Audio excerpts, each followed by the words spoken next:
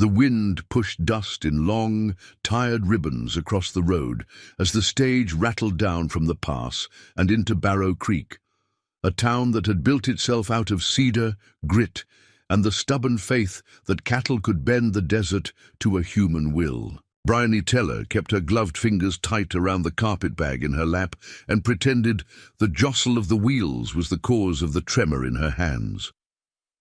She had packed careful plainness, a grey dress with the sheen rubbed out of it, a prairie bonnet that hid her cheekbones and the stubborn curve of her mouth, and an apron whose only decoration was a line of hand-mended stitches you wouldn't notice unless you studied her. She had learned something on the road out from St. Joseph, learned it in the way men's eyes slid off her when she made herself. Small, a woman could choose what story her face told. Today hers said, "It costs nothing to ignore me." Better that than the story her face too easily told without the bonnet, that men could look at her first and decide things later. The stage snorted to a halt in a gust of dust and voices. Barrow Creek announced itself in a chorus of hammer blows, the ring of iron from a smithy and the lowing of penned cattle. A sign over the depot read, "Ridge and Partners, Shipping and Supply," in letters that had once been gold and were now sun-faded to something like old straw. Beneath it stood Cassian Ridge, the man newspapers called the cattle baron of the Coldwater, a name fit for a folk song. He wore it like a coat he didn't much like. Shoulders set, jaw locked, hat brim wide enough to shade half a prayer. He didn't look for her, not at first. He surveyed the stage with the wary, calculating calm of someone who had spent years adding up losses before they arrived.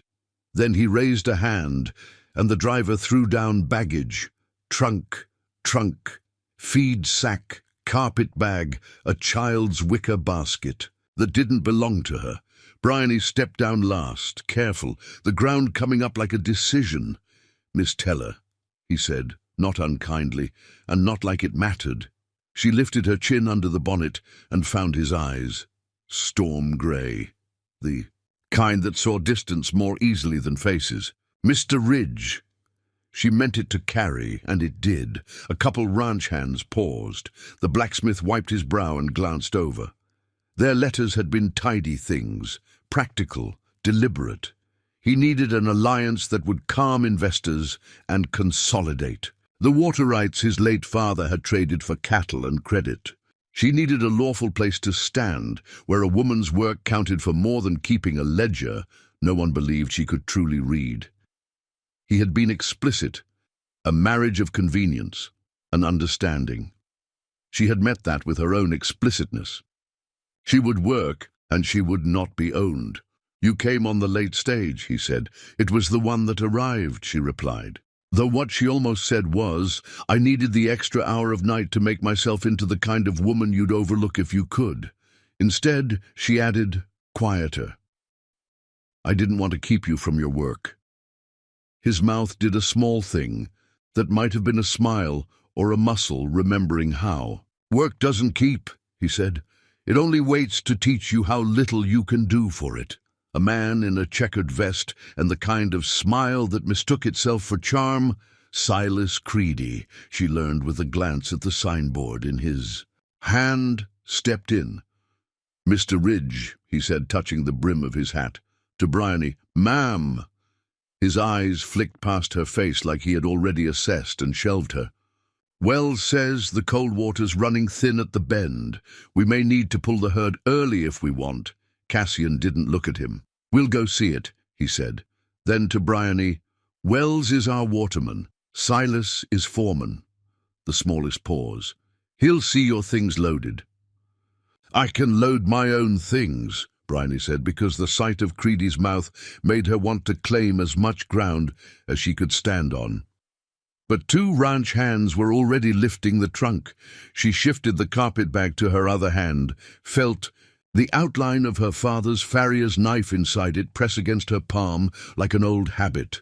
She had no horses to tend anymore. She kept the knife anyway because a woman needed a tool that felt like a promise. They set off, Cassian, A. Half step ahead, Bryony beside him, Silas a pace behind with the look of a man who liked to put shadows on people's backs. The road out of town became a line stitched through sage and redstone. The ridge spread announced itself slowly, first with wire fences careened over long distances, then with windmills that ticked and sighed like tired metronomes, then with cattle, sleek despite the dust, branded with a tidy R. In the far distance, the Coldwater Creek scrawled a dark ribbon where cottonwoods kept their green even in late summer. Beyond the creek, the land went up and up again into blue that had mountains hidden like secrets.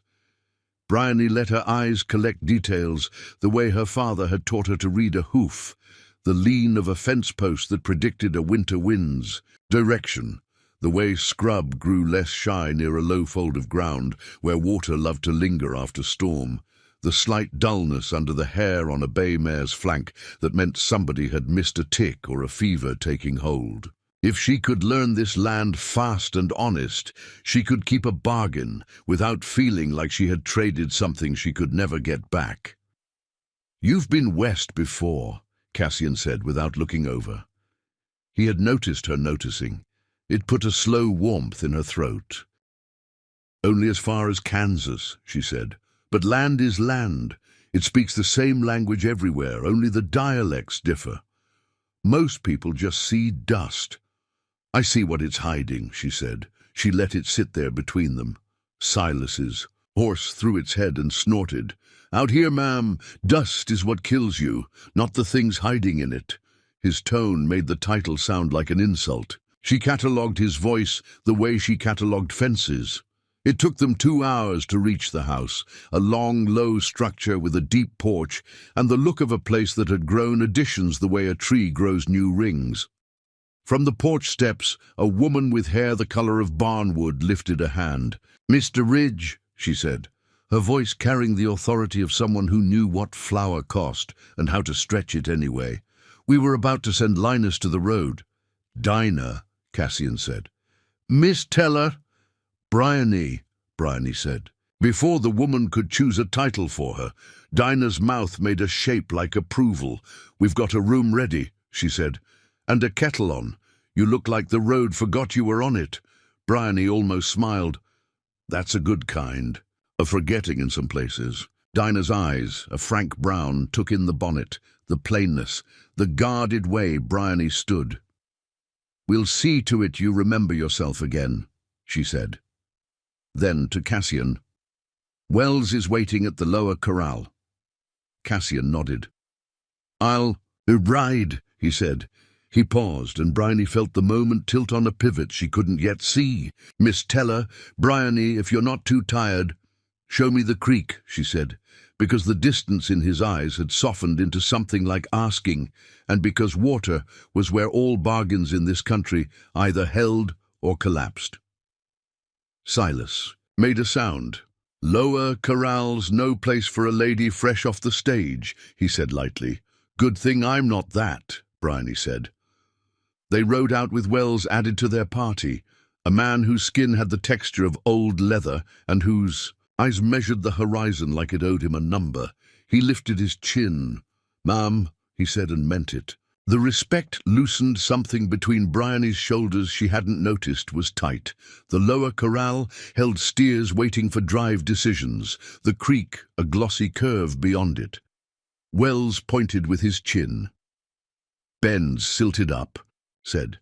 "The channel's shallowed to the knee. We can get water through if we cut a path, but it'll take men we need for mending fence. And if the Finch boys pull their sluice again—" He cut himself off.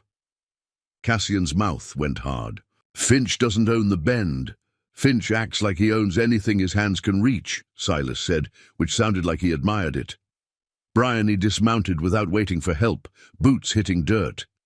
She crouched and let her palm sit on the ground the way her father used to place a hand on a mare's neck to feel for fever. The soil was dry on top, but a finger's depth down, it held a coolness that surprised her. She walked to the water and, with her skirt hiked, stepped in up. To her shins, the current stroked her calves. She watched drift patterns and the way a floating twig got sucked toward a darker strand of flow. "You're going to ruin your shoes," Silas observed. "I brought 2 pairs," she said. She traced the water's movement with her eyes and then pointed. "There. You're right that the bend is filling in, but there's a narrow tongue still eating just fine." She waded out to a line of willow roots gnawed by current. "You cut here, not the shallow." She looked up at Cassian, and for the first time since meeting him, put something like insistence in her voice.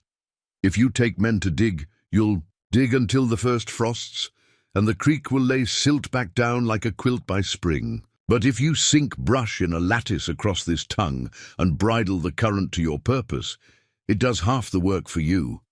You'll need logs. Cottonwood will do." Cassian's eyes had narrowed in thought, not skepticism.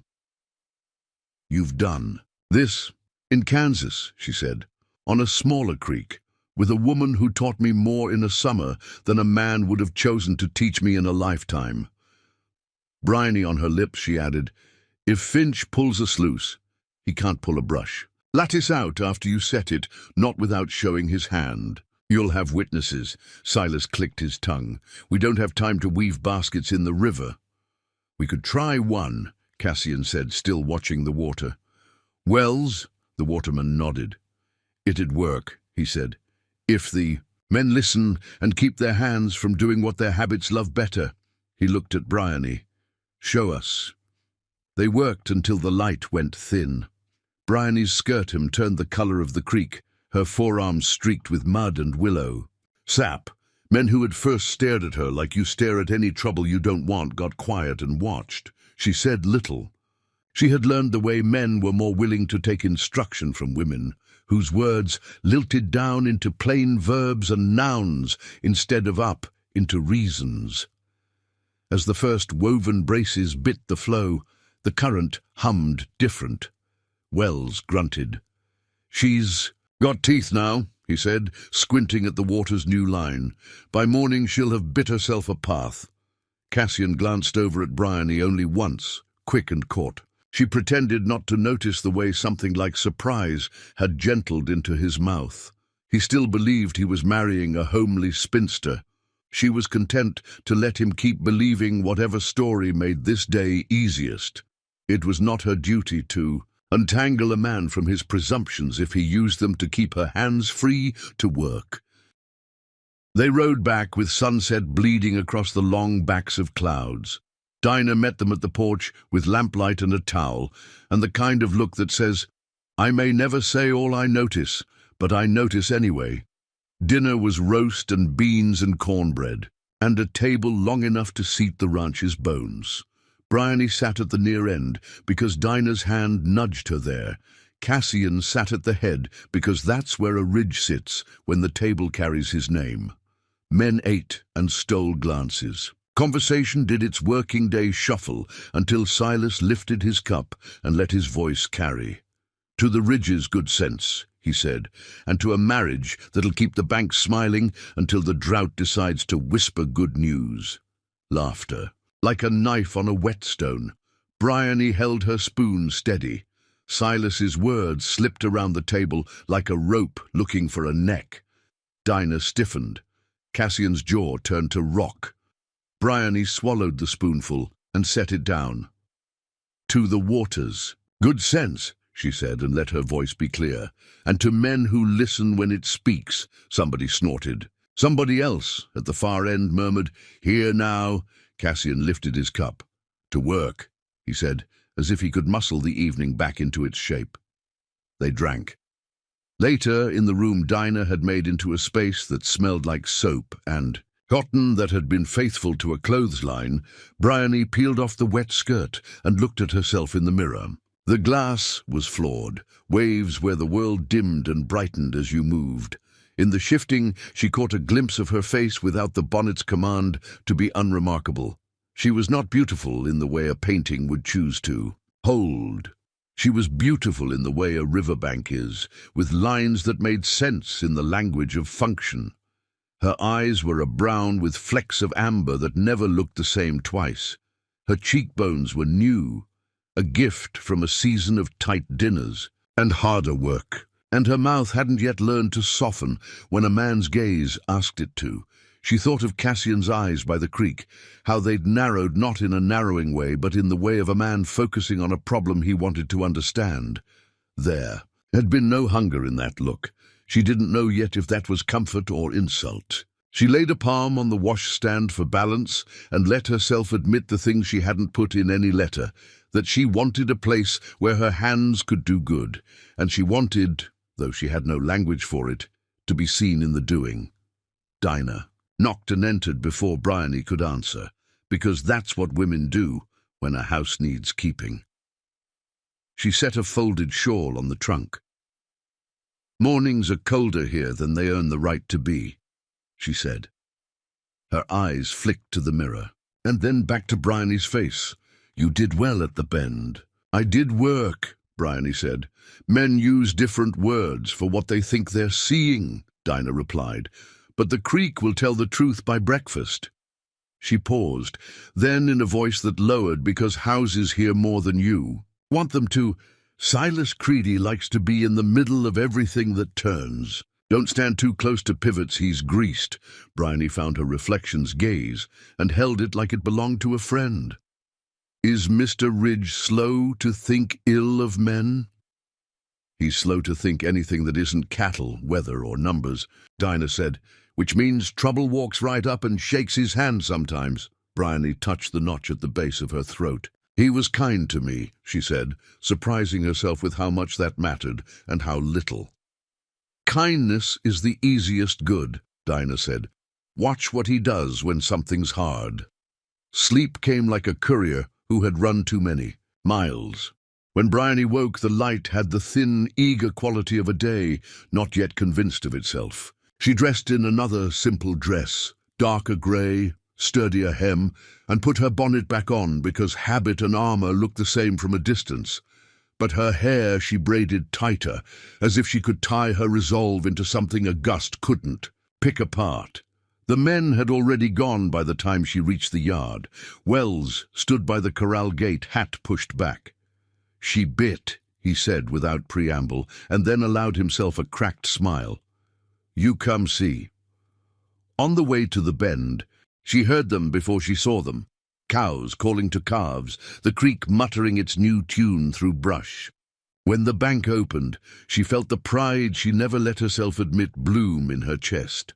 The water had taken the path she had asked of it. The tongue she'd pointed to ran clean and quick. The silt lay where it needed to lie. Cassian stood with his hands on his hips, watching the channel with the same gravity he offered everything that fed his herd. He looked over when she approached and the corner of his mouth moved. "Wells says you know how to listen," he said. "I'm loud when a thing refuses to answer," she said. Something wry moved between them. Then Cassian's gaze went past her shoulder and tightened. A rider waited on the far bank, his horse's flanks lathered like the man had been riding the edges of the morning.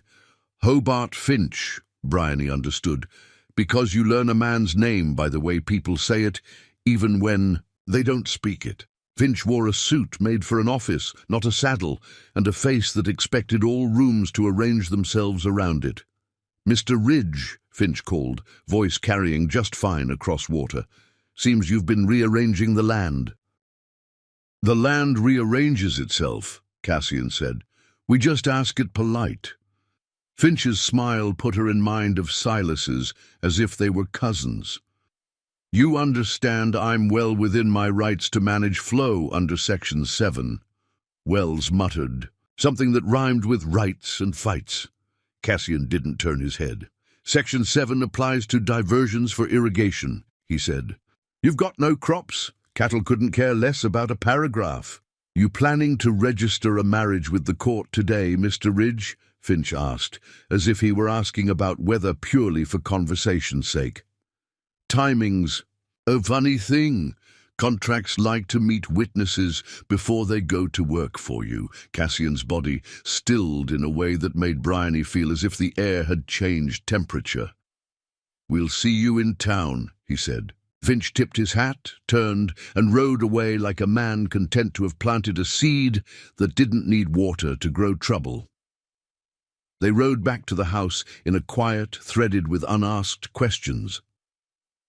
On the porch, Cassian handed his reins to a boy who couldn't have been more than 12 and looked like he had been 12 for 6 years. "Saddle the sorrel," Cassian said. "We're going to the courthouse."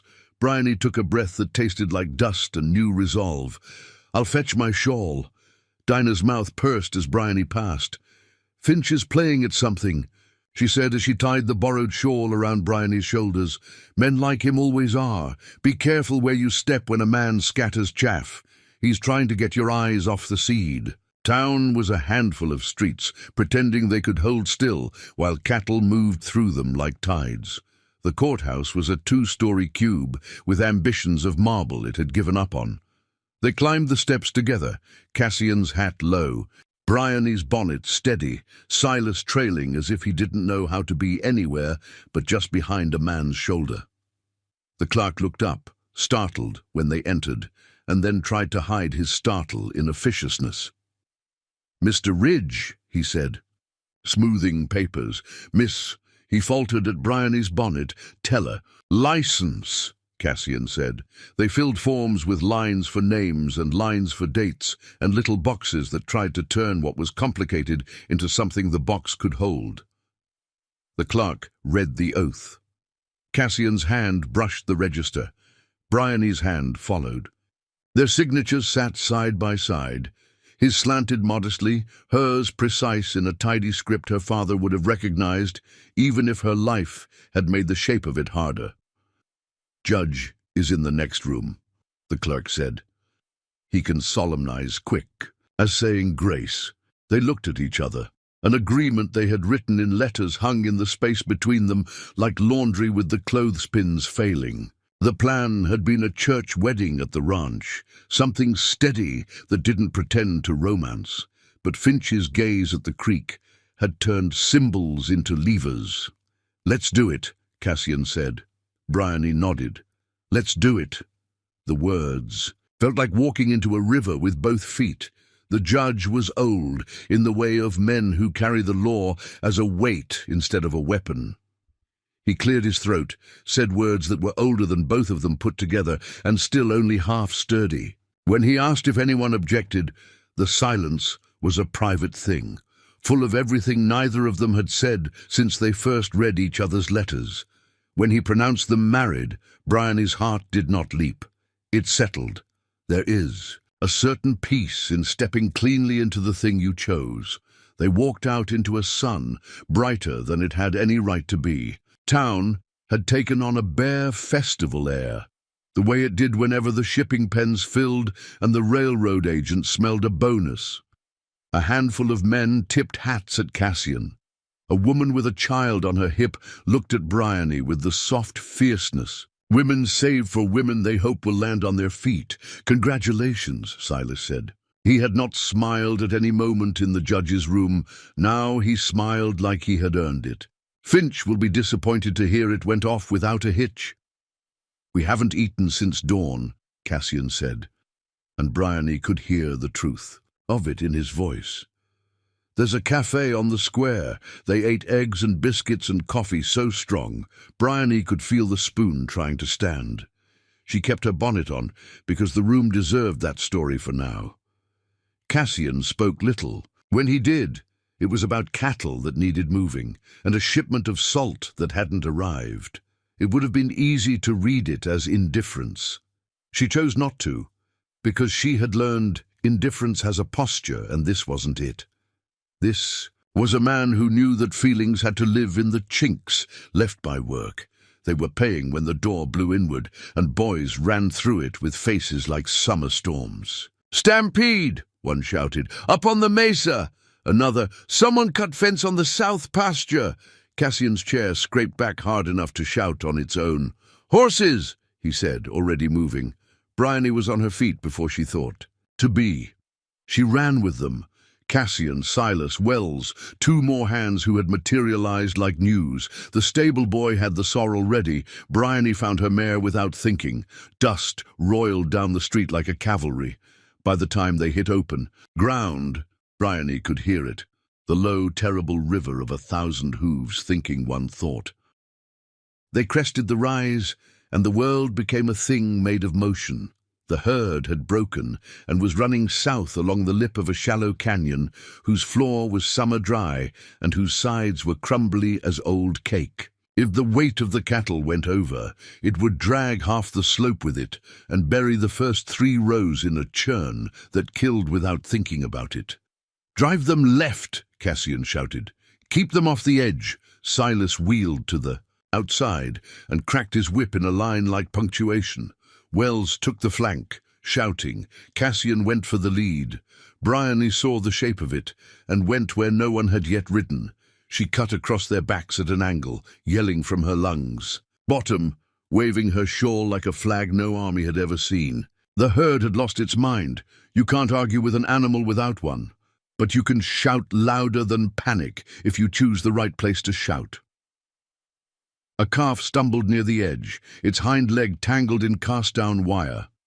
Bryony saw it the way a hawk sees the quiver that says mouse. She swung down without thinking, knife out of the carpet bag, blade between wire and skin. The moment went knife thin, the herd streaming, the ground trembling, the calf screaming. She cut once, twice, and the wire gave. A steer shouldered past so close her bonnet snapped its ties. Her hair slapped her cheek like a reprimand. She shoved the calf hard toward the middle and then staggered back into the saddle with a sound pulled out of some place below words. Cassian saw it. She knew by the way his mouth did the surprised soft thing again and then set. He shouted, "Good!" And it wasn't praise for a woman. It was for a hand who had just done a hand's work. They turned the herd. Slowly, then all at once. It's a law of things that move, that they can be convinced to love a new direction if you get enough of them to remember their legs separately again. When the last of the steers stopped, the ground remembered how to be still. Men sat, breathing, like bellows. Someone laughed the laugh you laugh when you didn't die. Wells took his hat off and slapped his thigh with it. Cassian reined in beside Bryony. His eyes held more thoughts than his mouth had time for. He didn't touch her. He didn't strike her as a man who touched without thinking. But he leaned, closer in the saddle. "You cut that wire like you'd been born with a blade," he said. "I was born with a father who loved horses and hated fences," she said, and found that she was shaking now that the earth had settled. She tucked the knife back into the carpet bag and tied her hair in a rough knot with the bonnet's torn ribbon, because you may as well make the ruin tidy. Silas rode up with a scowl he had tried and failed to make look like concern. "Fence on." "The south pasture was cut," he said. "Not trampled. Cut." Cassian's jaw became an argument with itself. "Finch doesn't cut wire," he said. "He hires men who'd prefer to read a contract." Silas's eyes slid, then returned. "Might be boys from the Matthews outfit trying to stir fun. Might be someone wanting you weak when buyers ride through." He turned to Bryony. "Ma'am, dashing into a stampede's a way to end a marriage early." "It would be one way," Bryony said, "but I'll keep a list of alternatives." Cassian's mouth twitched again. "We'll ride the south line," he said. "Bryony," he used her name, like he was still getting used to how it felt in his mouth. "You should go back to the house. Dinah will need hands to ready supper." "I'll ride the line," she said. "I know the look of wire that got impatient versus wire that was persuaded." Silas's eyebrow climbed like a spider. "Since when do women read fence?" "Since men who read contracts forgot to read weather," she said. "I've got eyes same as you." Cassian made a decision. "She rides," he said. "Wells, with me. Silas, take 2 and check the ridge above." "The south draw." His voice turned to iron wrapped in cloth. "No one rides alone." They found the cut wire in 3 places. The ends were clipped with a neatness that said habit and a pace that said hurry. Bryony knelt and held the cut up to the light. "New nippers," she said. "Whoever did this bought tools this year." Silas spat. "Boys with money they didn't earn." Bryony held the wire to her nose. There was an odor under the iron and dust, oil with a sweet tang she remembered from the railroad camp outside Selina. "Rail oil," she said. "Not the kind hands use out here." Cassian's eyes went colder. "Finch." "Finch," she agreed, and the agreement locked something between them that had nothing to do with vows and everything to do with the way two people can look in the same direction and see the same shape in a cloud. They mended what they could and flagged what would need men and daylight. The sun went down while they were still out, and the desert's night came on with its bone-deep humility. Bryony's body discovered new aches and forgave them. She rode in a quiet that felt more companionable than any conversation she had had. In the past months, back at the house, Dinah had made stew and bread and a pot of coffee that could have patched a fence by itself. Bryony ate with the hunger of someone who had spent herself doing the kind of work that gives the hunger its reason.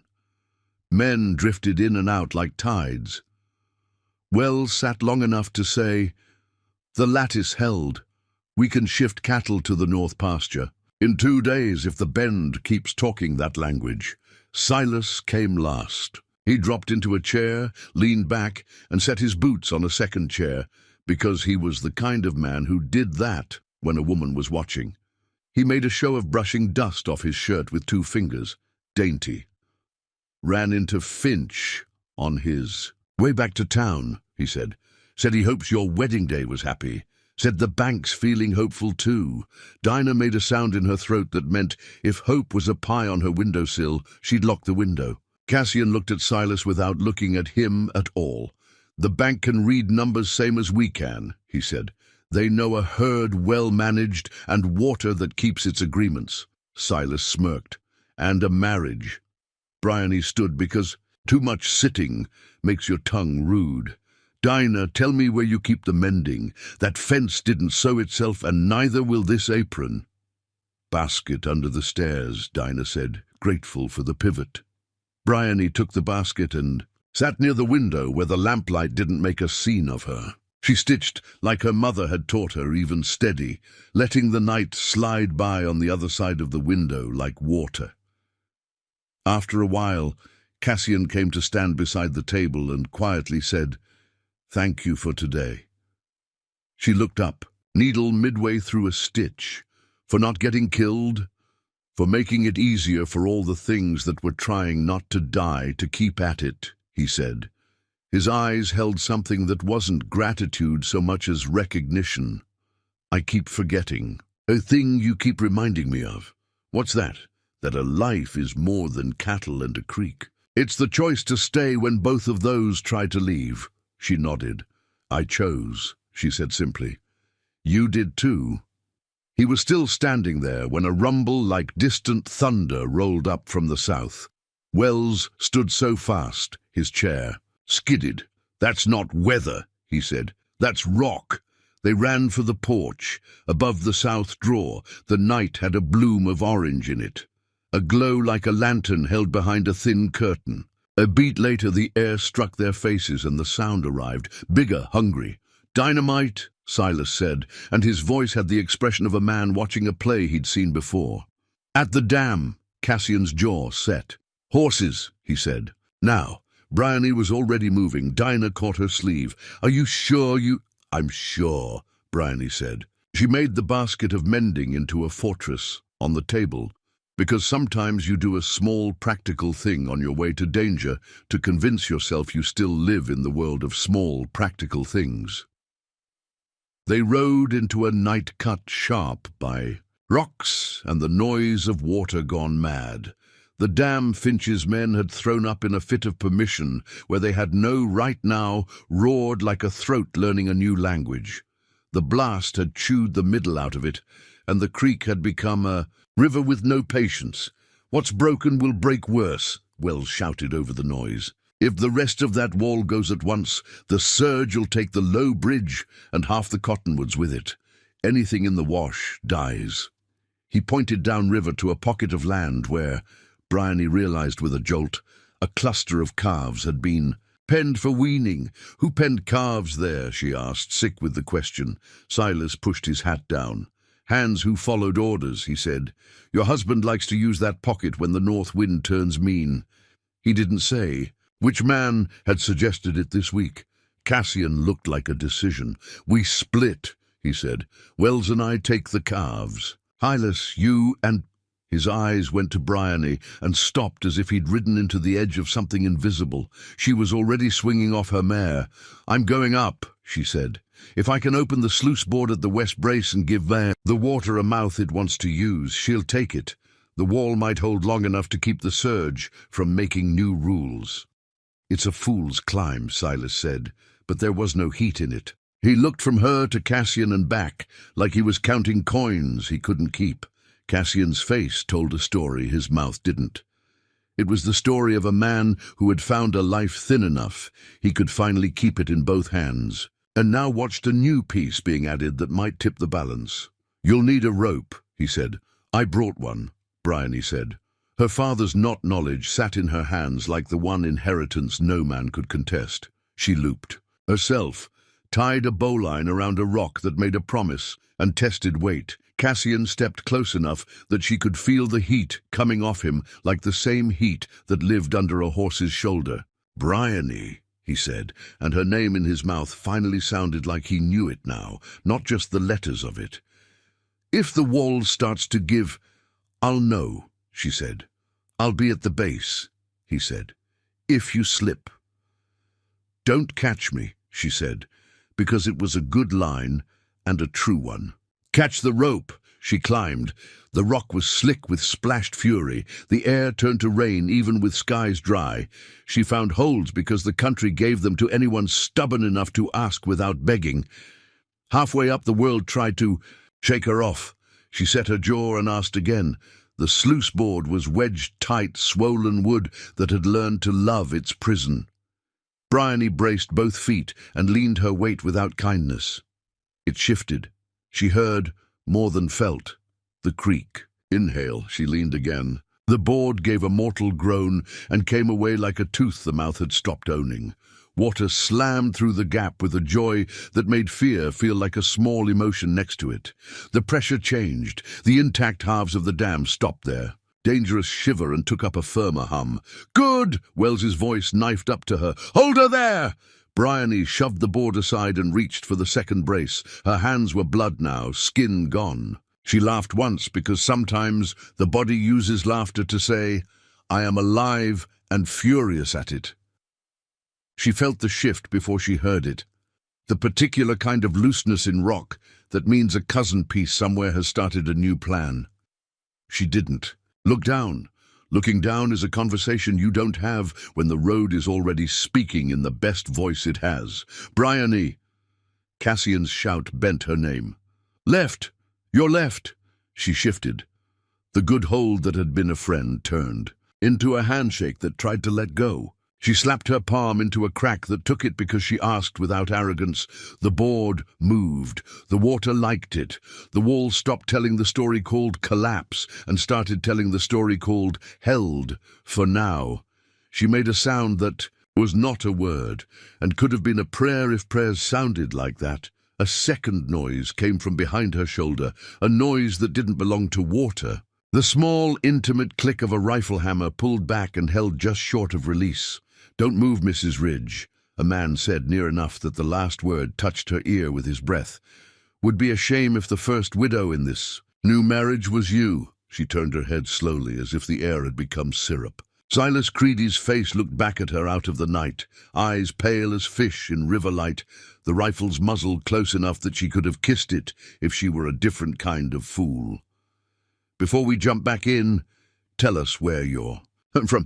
If this story moves you, please subscribe. Tomorrow I have a special story for you." The word hung at the back of her teeth, like a taste she didn't want and couldn't spit out. Bryony kept her palm braced in the wet crack and felt the entire dam breathe under her, a rib cage holding against a blow. The rifle's cold circle hovered a hand's breadth from the soft behind her ear. If she turned too fast, the muzzle would make a small, ugly flower of her. Silas Creedy's breath smelled of coffee gone to anger. "Don't twitch, Mrs. Ridge," he said in a voice that wanted to be easy and had forgotten how. "You move, and I've got a story to tell the sheriff about a new wife who slipped. Terrible accident, deep condolences, she didn't move. She listened the way she'd learned to listen for a horse about to shy, the way nerves sing a half-second before. Bodies do. The rope around her waist was a live thing, thrumming where Cassian held it below. She could feel him through it, the steady, stubborn pull, the count in his hands. The water shouted, the night smelled like river and rock dust and rail oil ghosts. "You chose a slick place to stand," she said very quietly, as if remarking on weather. "Your right boot is sliding and you don't trust your left knee." "That's so," he drawled. The muzzle kissed her skin. "I ain't the one dangling over. White water with a rope around my middle. You're the one who doesn't love the ground," she answered. "It doesn't love you back." He laughed, a single syllable without mirth. "You talk like a schoolteacher with a fever." A stone shifted under his heel. She catalogued the sound the way she catalogued a hoof with gravel. Size, direction, intent. "Don't rush," she told herself. "Rushing is a cousin to falling. You cut the fence," she said. "I advised men who cut fences," he corrected. "Advice is cheaper than wire and leaves fewer fingerprints." The end of the rifle tapped her braid, considering. "Wells is pulling calves. Your man's down there thinking he can catch you if you forget yourself. He can't. But I can keep him honest. He moves. I twitch." "You dynamited Finch's dam." "Finch dynamited Finch's dam." She could hear the smile now. "Funny thing about laws, when they break the right way, they still cut the same people. Sheriff's got papers say Ridgewater is playing fast and loose with Section 7. Bank's got papers say a man who can't mind his water can't mind his debts. And you," she said, to hold him, to keep him from looking down at her hands, "you've got papers say you get a percentage when the bank smiles." His silence admitted the hit. "I've been reading you since the depot," she said. "You like wheels the way a boy likes a creek. Anything that spins makes you happy if you think you can stand in the middle." "Stand still," he warned. "I ain't told you the best part." "Tell it quick," she said. "The dam doesn't owe you time." He bent closer. "You ain't what you dressed up as," he breathed. "And when Finch hears what else I know, your tidy marriage turns into a headline." She kept the flinch behind her tongue. "What else is there to know about a woman who can sew a brush lattice and cut a calf free?" "You write like a man," he said. "The letters to Ridge, those weren't dictation. And you had cash when you came, more than a woman who keeps ledgers sometimes should own. I wasn't always a foreman. I did days counting other men's numbers." The muzzle nudged the rope at her waist. "You pick pockets the nice way, with ink." Her left hand had gone numb where the crack pinched her. She eased it a hair. The rope answered by humming a little lower, Cassian below adjusting to her breath like he could hear it from there. "Silas," she said, "if you fire, the shock will pull this board out of its old habits, and then you won't have anything to sell Finch but dead calves and a widow." "I got other things to sell him," he said cheerfully. "Questions, for starters. Where did a homely spinster learn river work? Who taught you knots you don't learn in parlors?" His voice got kinder and therefore more dangerous. "I could be generous, Bryony. I could forget I saw you here. You climb down. You tell Ridge to stand aside of the creek. You pack a valise and leave before the sun gets cheeky. I'll tell Finch you were weepy and sick with marriage and needed your mother." "The woman who taught me lattice and knots didn't teach me weeping," she said. "She taught me to choose." "Choose smart, then." The muzzle pressed. "Choose me. I know how to keep wheels from eating hands." A ghost of light flickered from the river, a broken moon across a black skin.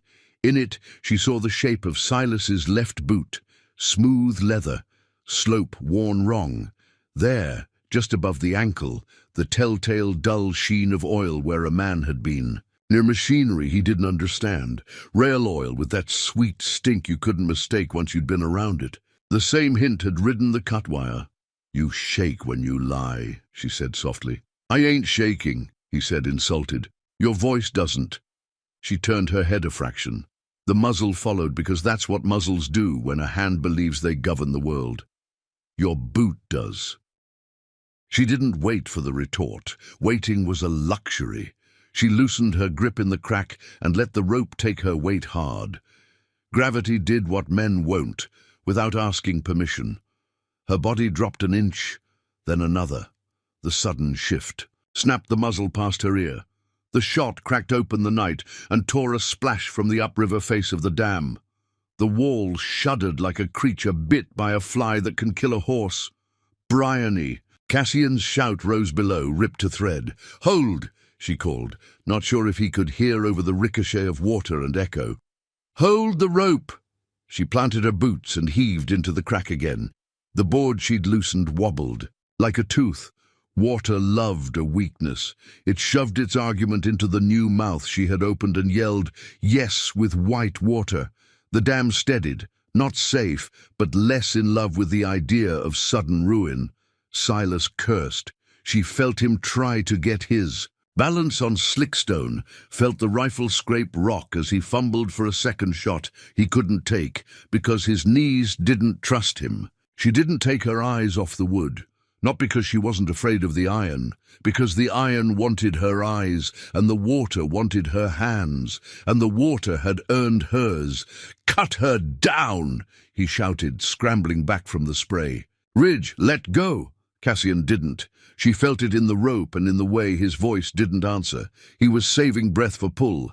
Silas lunged, grabbed the rope above the knot and yanked. The arrest caught her breath like a fist. She bent around the line and bit back a cry because the cry would be wasted. "Don't," she said. "You pull, the knot slips." "Then we all learn something," he said, and pulled again. She didn't think. She did. Her left hand came off. The crack went to the carpet bag at her hip and found the farrier's knife where it had always been when her father's memory had been heavy in her life. She flicked it open against her thigh because you could do that without seeing it if your fingers had got used to good tools. She slashed up and sideways, not at the rope, but at the strip of slick willow she'd wedged as a makeshift cleat above the knot to keep the line from sawing the rock. The cleat let go, the rope dropped a handspan and then bit solid on bare stone. The sudden give surprised Silas more than it did her.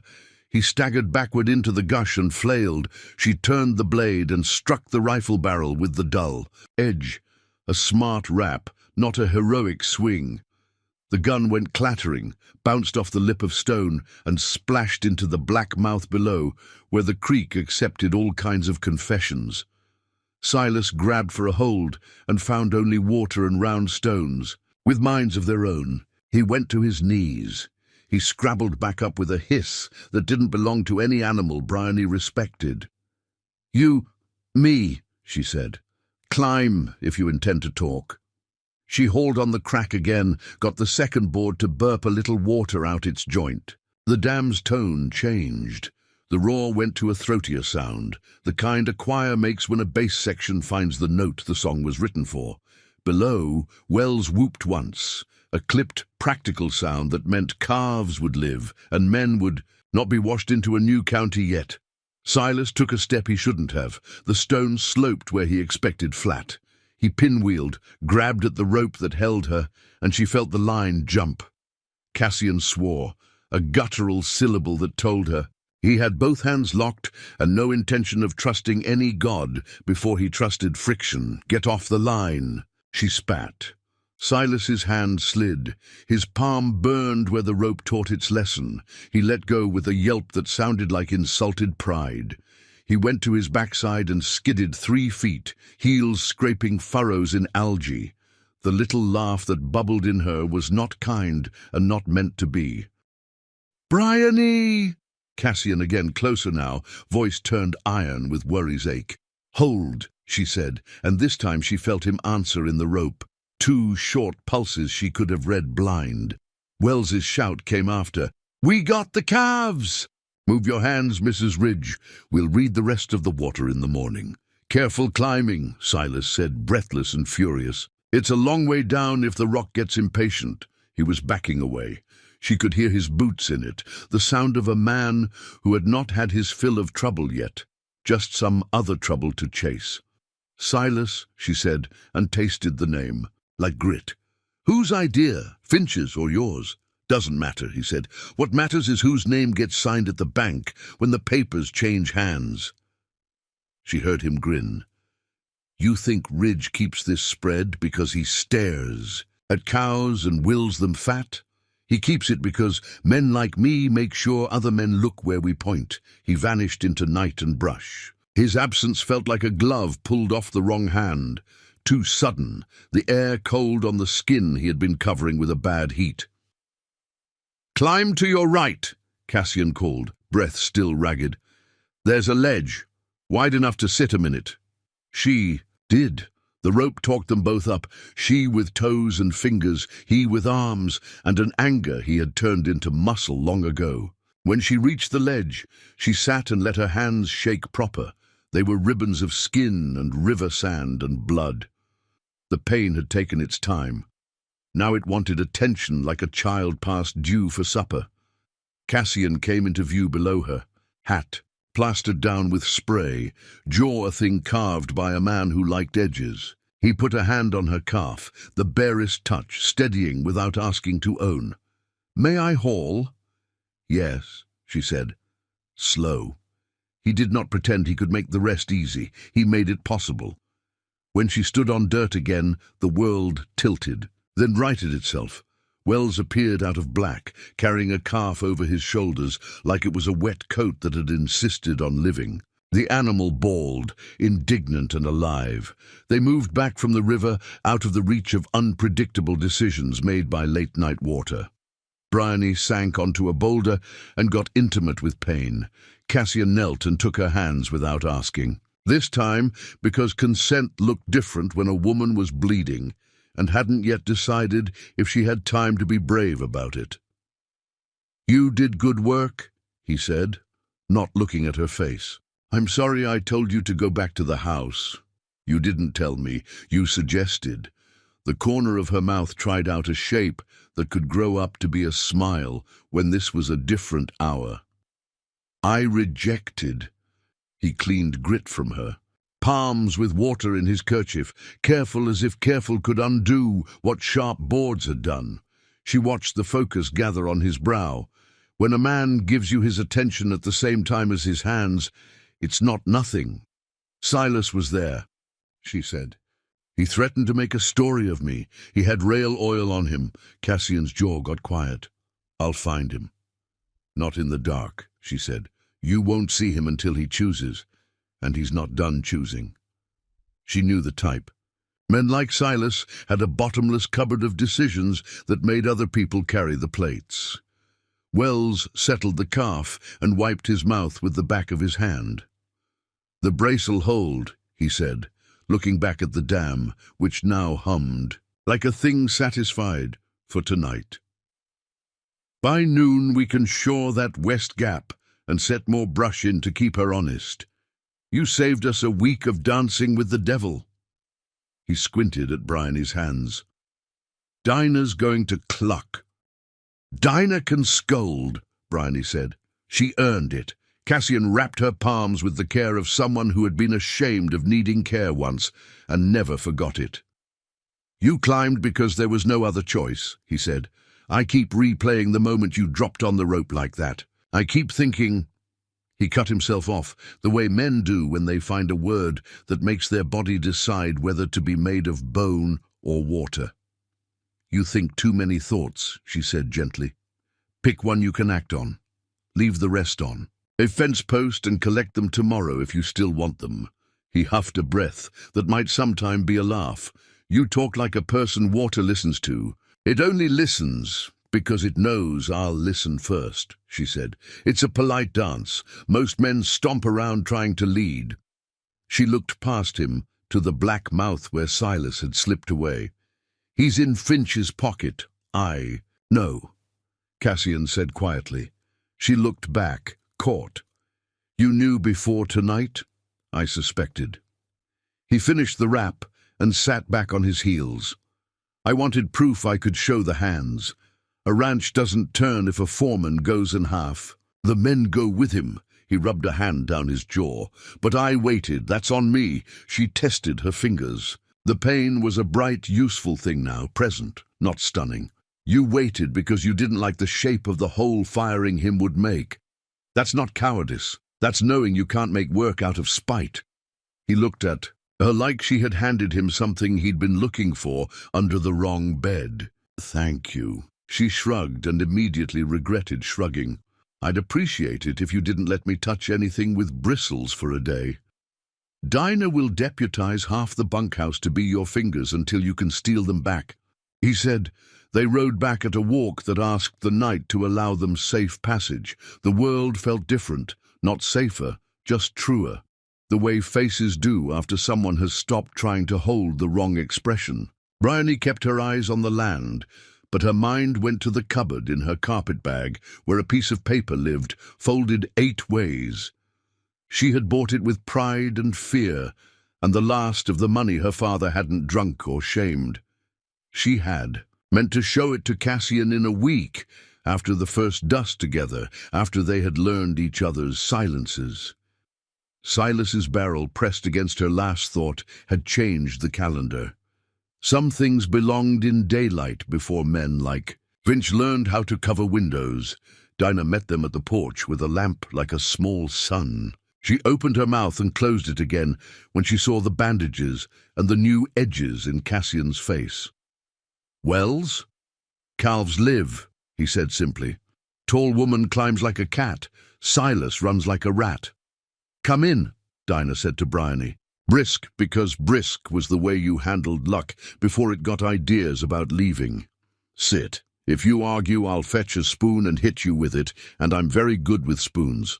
Bryony sat. Dinah bathed her hands in a basin where the water went pink and then red, and then something like a promise to stop bleeding soon. Cassian stood by the door, hat in hand, as if he didn't trust doors to understand means well, unless you showed. Your head bare. I'll make coffee, Dinah said. Bryony's gut made a small protest. If I see coffee in the next hour, I'll throw it in the river. Then tea, Dinah said, deadpan. The gentle kind. I have leaves that taste like nothing and make you believe in God. The gentle leaves did their work. Bryony's breathing remembered how to belong. The house remembered how to be a house instead of a staging ground for a problem. She slept in a chair because her body refused the idea of walking further, and the chair didn't seem to mind. Grey came thin through the window. Morning had the weary courage of a fighter on his feet in the 9th. Bryony woke stiff and grateful for stiffness. Dinah set a plate next to her with fried apples and bread and something that had started life as a potato and become better. Town, Cassian said from the doorway. Sheriff Baylor sent a man at sunup. Finch filed a complaint. Water rights and public safety says we tampered with his dam. We tampered his dam from falling into the river all at once, Bryony replied. But tamper is a generous verb. It doesn't say which way a hand was pointed. She set the plate down untasted. I want the clerk and the judge. She meant the marriage, and she meant the thing in her carpet bag that had waited long enough. Dinah's eyes sharpened. You're going to drop a stone in a pond, aren't you? Bryony swallowed. It'll splash either way. Let's choose the timing. Town had already put its face on for a show. Men leaned against posts in 2s and 3s, eager for other people's business to give their tongues work. The courthouse looked more sure of itself in the morning. People do too, until someone tells them otherwise. Sheriff Baylor met them. On the steps, he had the look of a man who had learned to be disliked by the right people. Mr. Ridge, Mrs. Ridge, he added, and touched his brim. Sheriff, Cassian said. "You got my message last night?" "I got 3 messages," Baylor said. "One from you, one from Wells, and one from Finch, saying you brought down a piece of a dam and a righteous piece of the creek got angry on account of it." He looked at Bryony's bandages. "You've been speaking with the same creek." "It listened," she said. "Finch will need to get used to the phenomenon." Baylor's mouth did a thing that counted as a smile if you'd seen him try it before. "Judge is inside." "So's Finch. He brought paper." Men like Finch feel safest when paper is in the room. The hearing room had 2 windows, 1 flag, and benches that had opinions about long arguments. Finch sat at a table with a sheaf of documents, like a man who expected applause after reading. He looked at Bryony as if she were the part of the play he enjoyed least and most. "Mrs. Ridge," he said, "I'm pleased to see you survived your wedding night's adventures. I do hope you intend to do less climbing and more knitting in the future." She passed behind his chair, so close she could have rearranged his hair with the tip of a pin. "I knit fences," she said. "My needles are bigger." The judge cleared his throat and began. Finch presented his papers, permits, affidavits, a letter from a bank manager who lived in another county and dressed his conscience in rules with too many words. He spoke of danger and precedent and public safety in a tone that suggested he had invented all 3. "Mrs. Ridge," the judge said at last, "you're the only one in this room who was on the wall." His eyes were old and tired in a way that made Bryony want to be careful with them.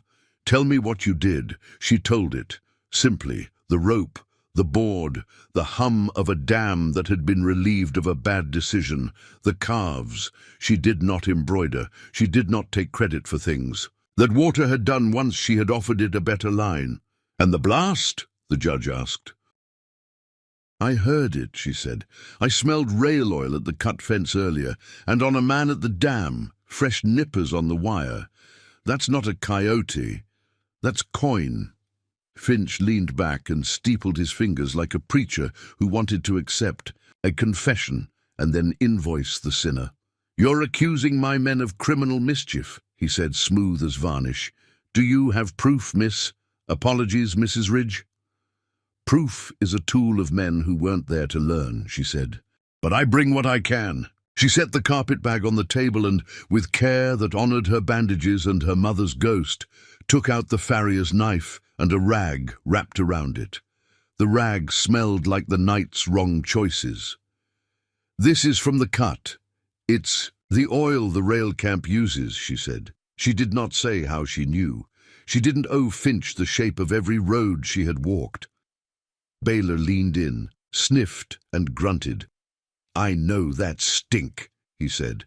"Had to move rail crews once when they got amorous with town girls in a way town girls didn't like. Men who use this oil always leave their perfume behind on doorknobs and poor decisions." Finch's smile barely trembled. "Even if a man with such an odor was present," he said, "that does not place him on the wall. Sheriff, do you intend to warrant a man because a woman with bandaged hands says she smelled something?" Sheriff Baylor's gaze went almost friendly.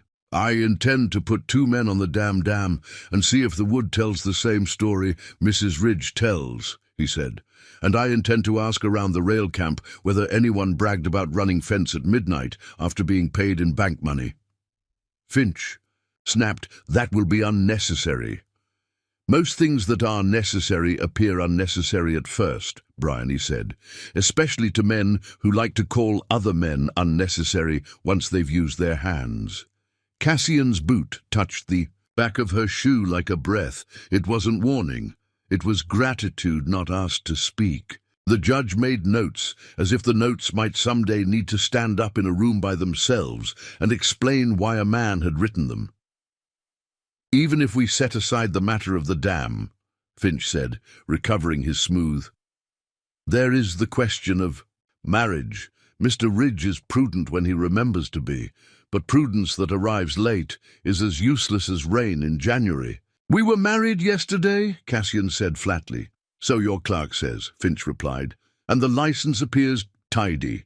But my attorney," he lifted a paper as if it arrived by miracles, "observes that a widow named Lark filed claim last month on a parcel upstream that controls a spring of some importance, a spring that has never belonged to Ridgeland, a spring that, how did she put it, is in negotiation with a party not presently in residence." He folded the paper with deliberation. It would be a shame if Mr. Ridge discovered his bride had brought more than a bonnet to his table. Hidden obligations are the ugliest kind. Bryony felt her heart walk itself to the edge of a cliff and look over. There, she thought. There it is. That chaff Dinah warned me Finch would throw. She took a breath and chose. "I know Widow Lark," she said. Finch turned his head just enough to let one eye own her. "Do you?" "In letters," Bryony said. "We have been in conversation about that spring for 6 weeks. She's 90% tired of men who think they can charm water into being honest, and 10% tired of scrubbing losses out of a life other people were supposed to tend with her." She put a palm flat on the table and let the room see. The bandages, because the bandages told a better story than her voice ever could. "I have a paper from her. I intend to record it." Cassian's stillness went from habit to absolute. He did not move his head. She felt the idea of him turn toward her like a horse hearing its name from the right mouth in a crowd. Finch's. Lips thinned. "And you did not mention this to your husband because I wanted to know what kind of man I was marrying," she said. "The kind who sees a woman do work and says, 'How dare you?' Or the kind who says, 'How can I help?' I am new to Mr. Ridge, but not to men in general." She pulled the folded paper from the carpet bag, the single piece of ownership her hands had ever held that didn't depend on a father's pity or a man's whim. She laid it on the table and untied the red thread. "This is a deed to Buttonhook. Spring," she said, "signed and witnessed by Widow Lark and 2 of her neighbors. Consideration paid in full. I mean to file it now." Silence broke itself in pieces around the room. People shifted. The benchwood complained. Sheriff Baylor coughed into his fist and didn't bother to hide his grin. Cassian found his voice like a man who had found the ground under floodwater and was not sure yet how to name the thing he stood on. "Bryony," he said, and her name. In his mouth was wonder and a little fear and a lot of trying not to make either into a weapon. "You bought the spring," she said, because it was easier to say the blunt thing than stand in the place between sentence and breath where people put their feelings. "I have a receipt and I intend to title it to my name until we have decided how to be married." The last phrase felt like picking up a hot brand and setting it down on the table, because a brand wants to name a thing and a thing wants to be named. Finch stood so fast his chair scraped back and flopped. "This is a sham," he snapped. "A plot to defraud the bank. A woman can't—" He stopped, seeing too late the way the judge had tilted his head and how Dinah Hawtrey, who had come in on quiet feet and sat at the back, had crossed her arms with the kind of finality that knit a town together when men forgot how. "A woman can sign her name," the judge said mildly, "and a widow can sell a spring she owns. Sheriff, take the deed to the clerk." "I can carry my own paper," Bryony said. She picked it up with bandaged hands that trembled and stilled. Baylor moved with her to the door. The hall smelled of pine soap and day-old dust. The clerk looked up as if he had been waiting for this moment since the town was a different name. "Record," Bryony said. "Buttonhook Spring, Lark to Teller." She swallowed, a nerve without an inch of hide left on it. "Bryony Teller Ridge." She let the name out into the air to see if it knew how to stand. The clerk took the paper like it might break, and then like it had already mended something. He reached for his book. "It'll be official as ink, and my bad penmanship can make it in 5 minutes," he said. It took longer. because nothing that mattered ever fit itself neatly into a clerk's idea of minutes. People came and went through the doorway. Finch paced and tried to look like pacing was part of his plan. Dinah sat with her hands folded and her eyes on Bryony, like a mother who had learned to love strangers quickly. Wells came in and leaned in the doorway and smelled like creek and relief. Cassian stood without fidgeting and did not look at Finch, because looking at a man that much gives him too much of the room. The clerk sanded, blew, and lifted the page with a flourish he probably saved for births, deaths, and the kind of sales that set tables for a season. "Recorded," he said. Bryony's breath left her chest like a horse released after a long hitch. She forgot and tried to clap. Her bandages reminded her that stories of triumph often come with inconvenient flesh. Cassian's hand moved as if to take hers, and then stopped as if he remembered their agreement. The way a man remembers a fence is hot even after the wire cools. Finch coiled himself back into his best smile. "Well," he said, "if Mrs. Ridge insists on enterprising behavior, I suppose we must all learn to be modern." He turned to the judge. "I will, of course, need time to review the deed's validity and to consider the bank's position." "You'll need time to learn how to lose politely," Dinah said from her bench. The judge banged his gavel, because sometimes a man needs to feel like a sound can put a shape around a day.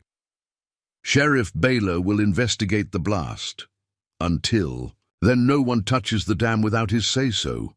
The court recognizes the deed as filed. Mr. Ridge, you will keep your cattle out of the south pocket until the wall is shored." He looked at Bryony with something like respect wearing its quiet clothes.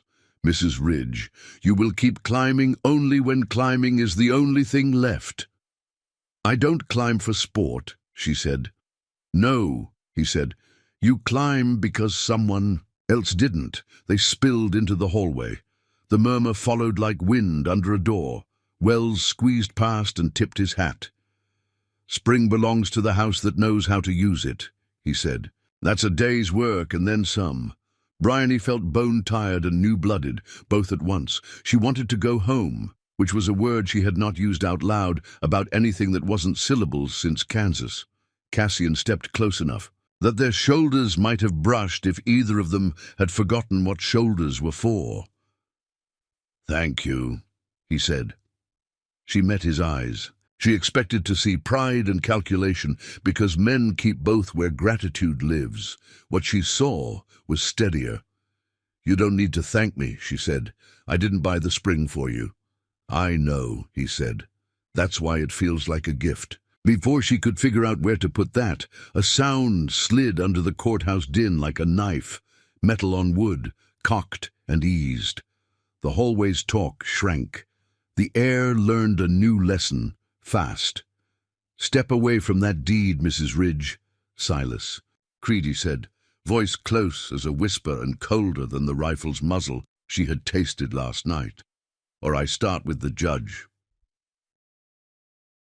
Judge. The word still hung in the air like a wasp you'd rather not swat. Bryony did not turn her head.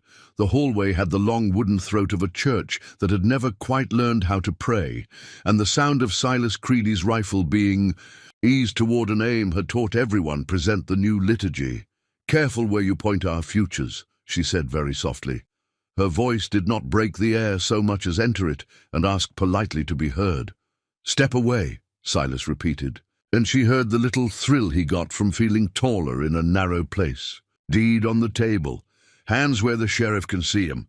Mr. Judge, you just stand right there and think about retirement." Sheriff Baylor had not moved his boots, but the angle of his shoulders told a story to anyone who knew how to rid men shaped by rooms where bad decisions grew legs. "Silas," he said, "that gun belongs to the county until I give it back. On account of my patience is a finite thing, and you have been draining it with a straw since calving." Cassian stood between Bryony and the door without blistering the space with heroics. He had learned that courage was not always a louder form of fear. Bryony felt the tension in his stillness like a rope knotted around the middle of a night. "Finch," had gone very quiet, which told her more than anything he might have said. A man like Finch loved to perform outrage. Silence meant calculation. It meant that for once the future wasn't letting him choreograph it. "Silas," Bryony said, "you won't shoot. You've already missed once today, and water was the only witness then. In this hall, walls remember." He laughed, a slice of sound he sharpened on other people. "I won't miss from here." The muzzle kissed the judge's shoulder, an intimacy that made the clerk behind his window gasp as if someone had torn a page. Bryony measured distance the way a farrier measures weight on a leg, quietly, taking the horse's permission first. 3 strides to the bench, 2.5 to the doorframe, with the worn notch where 100 men had hooked their palms on 100 mornings. She did not have her knife. Baylor would have lifted it at the outer door, gently, and she had handed it over because a woman who wants to be believed about law learns the choreography of doors. "Silas," she said again, "you're sliding." "What?" "Your soul," she said, and then, because adjectives did nothing for men like him, she added, "your boot." His right heel had found a scuff of spilled lamp oil some clerk had never quite scrubbed out of the grain. She had felt it under her own shoe when they came in. Her body had memorized the slick and the distance to it without asking permission. She took one small step left and let her weight find the floors rough. The boards told her secret back, "Here, hold." She reached, not for Silas, not for the rifle, but for the red thread she had untied from the deed in the hearing room. But spool still lay on the clerk's table, careless and perfect. She pulled it with 2 fingers and let it fall. It rolled, a bright, ridiculous bloodline across the hallway planks. Silas's eyes went to it the way a cat's eyes will track a thing it refuses to admit has its attention. The muzzle drifted a thumb's width. "Now," Bryony said, but she did not move. She spoke it to the rope running through the air between her and Cassian, a rope no one else could see. He obeyed. His body slid, a quiet pivot, his boot finding that notch in the doorframe where men steadied themselves coming or going. He did not lunge. He anchored. Baylor moved in the same breath, but sideways, not forward, just a hand out, as if to ask the judge for a paper. The judge, bless the long, tired weight of him, understood and leaned a fraction. The muzzle lost its purchase. Diners. Spoon found the back of Silas's wrist with the kind of accuracy only 20 years of stirring hot iron and hotter tempers can teach a woman. The sound was small, a neat wooden tap, but pain is louder in the body that owns it. Silas yelped. The rifle dipped. Baylor's hand brought iron out of his own holster with the wearily practiced mercy of a man who has no taste for deadly endings, but knows how to stop them. Silver flashed. Steel barked. The shot did not take a life. It took the rifle's front, sight off the line of any heart in the hallway, and buried a slug in the lintel, where it would live as a sermon nail for years. Silas stumbled. Cassian closed the space and put him down with a tackle that had nothing of glamour and everything of gravity. The 2 men hit the floor like a lost shelf, and the hallway decided to breathe again. Baylor's boot came down on the weapon, his voice flat as a ledger. "That's county property," he repeated, "and so are your hands until the judge decides otherwise." He cuffed Silas with a briskness that said he had done this too often and would happily never do it again. Finch found his tongue. "Sheriff, this is an outrage. Attacking a man in a courthouse, pointing a loaded rifle at a judge, is the dictionary illustration for outrage," Baylor said without looking at him. "You'll get your turn at words, Mr. Finch." Silas writhed, seeking a narrower version of the truth he could squeeze into. "I just meant to scare 'em. I never—" "You meant to erase a line you didn't draw," Dinah said, spoon still. In her hand, eyes fierce. "That's what men like you always mean. Don't feel sorry your plan didn't fit the doorway." Bryony went to Cassian. He had one hand on Silas and the other on the floor, bracing. He looked up at her and she saw the after of fear in his face, the one that comes with relief and stands shakier than the fear ever did. "You all right?" she asked. He nodded once. "You?" "I'll count tomorrow," she said. "Today I'm simply moving." Sheriff Baylor levered Silas to his feet, hands bound. "Creedy, you'll walk on your own, or I'll drag you, and you know which one makes a better picture for the newspaper," he said. He turned to Finch. "Mr. Finch, were you planning to file any more paper today?" Finch's face arranged itself into injured good humor. "Sheriff, I abhor violence." "You? Hire it," Bryony said. "That's a cousin." His gaze went thin. "You enjoy accusations, Mrs. Ridge. I enjoy calling things what they are," she answered. "It saves time later." She turned to the judge. "I'd appreciate the court's indulgence for a statement." The judge, who had not moved his feet and had regained his opinion of his pulse, nodded. "Speak." Bryony faced the benches. The ranch hands who had drifted in, the two shopkeepers with dust still on their aprons, the boy who ran errands and ran stories faster, Dinah in the back with her battle spoon, Wells in the doorway smelling of creek. And iron, a good jury for the thing she needed to put into the world. "I came here in a bonnet you could ignore," she said. "That was my choice. Sometimes a woman is new to a place and wants to look like nothing. Sometimes it is the only honest way to enter a room without the room trying to decide first what she's for. But I did not come here to be less. I came here to work, to listen to water until it listened back, to tie brush where current needs a bridle, to cut calves free and hands loose from bad habits. Mr. Finch says paper decides what a creek is for. I say a creek decides what men should be." She lifted her bandaged palms as if they could swear twice. "I bought a spring because springs belong with people who will protect them. If this room believes that is a wrong worth punishing, I'll take that punishment standing." The silence that followed was not empty. It was full of men taking inventory of their hearts like tack rooms in need of oil. It was full of Cassian watching her like a man shocked not by beauty first, but by the way truth can make a face unbearable. To stop looking at, Wells was the one to speak. "Judge," he said, "if this county starts making law out of hurting people who make water behave better, you'll be needing a bigger jail and a smaller church." "Duly noted," the judge said, and the corner of his mouth went a direction Finch would not enjoy. "Sheriff, put Mr. Creedy someplace where his mouth will get tired before mine does. Mr. Finch, you'll remain available to answer questions about rail oil, fences cut with fresh nippers, and bank coin terrible at keeping secrets."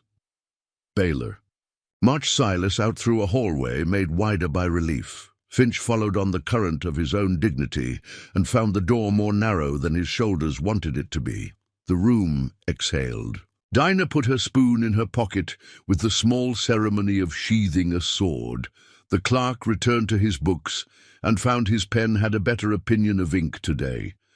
The judge rubbed the bridge of his nose and said, "I am too old to be enlivened by mornings like this, and yet I am." Cassian stepped closer to Bryony, as if the air between them might break if he moved too fast.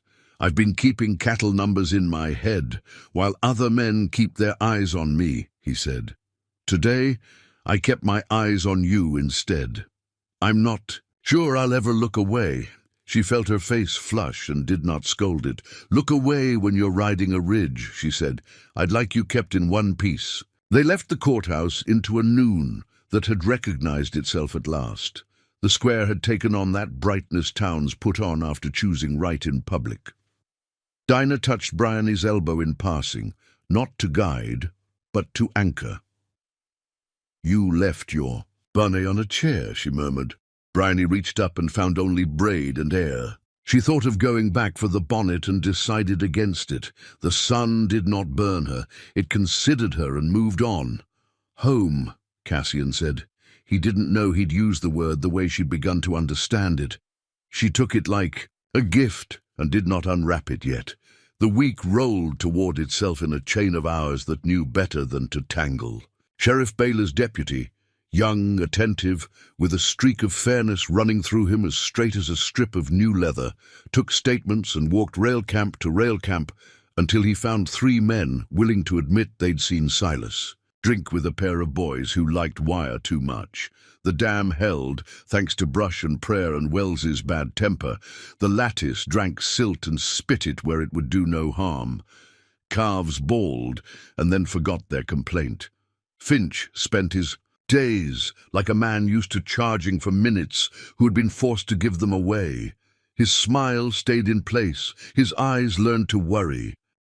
Bryony learned the shape of the house in full daylight, where the floor creaked in the first room on the right, how Dinah folded towels into squares that made a neat spine along the shelf, which chair Cassian always left a book on, not because he read, though he did in winter when the pasture became the same sentence over and over, but because the book's weight held the chair down as if chairs, too, needed reasons to stay.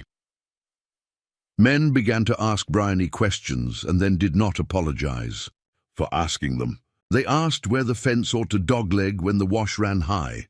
They asked if a salt lick was placed best in shade or where wind would take its smell. They asked how to tie the new lattice tighter without fighting the water's nature. She learned their names until her mouth knew the sound of each, the way a hand knows the new edge on a familiar tool. She asked questions back. What weaning the ranch used, hard, soft, or the old women's trick of pig fat smeared on mamas so calves went off like boys, deciding a sweetheart wasn't a sweetheart after all. Who cut hair out back of the bunkhouse, and whether she could be trusted with a pair of bandage scissors, when a man's silence was the weather of his day and when it was the climate of his life. Cassian's shock at her, the way it had flared in court and made of itself a steady lantern, settled into something like quiet delight. He did not talk about it the way men who are proud of talking about their feelings talk, with words they had never practiced.